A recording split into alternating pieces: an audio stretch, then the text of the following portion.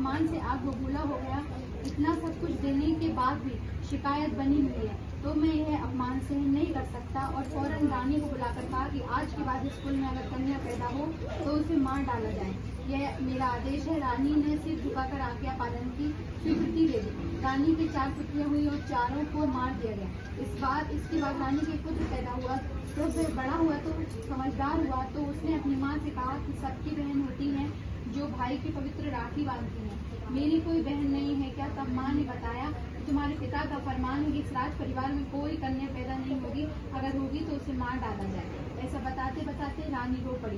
तब राजकुमार ने कहा कि माता जी, अब जो भी कन्या होगी उसे मारना नहीं, मैं उसकी रक्षा करूंगा और पिताजी को भी समझा दूंगा। राजकुमार के कहने के अनुसार रानी ने एक कन्या को जन्म दिया और जन्म के बाद रानी ने कन्या को गुप्त रूप से छिपाकर रखवा दिया एवं उसकी परवरिश शुरू कर दी।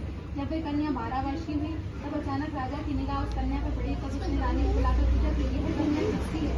रानी ने डरते डरते कहा, कन्या आपकी ही है। इतना सुन राजा ने पकड़ कर कहा कि यह किसकी आज्ञा से महल में है, मेरी आज्ञा को तोड़ा है उसका फल मिलेगा।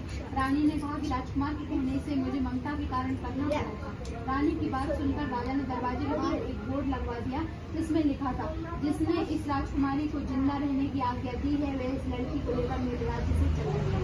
जैसे ही राजकुमार खेलकर घर के अंदर आने लगा वैसे ही द्वारपाल ने राजकुमार से कहा कि पहले बोर्ड पढ़ लीजिए, उसके बाद अंदर आइए। बोर्ड पढ़कर राजकुमार अपनी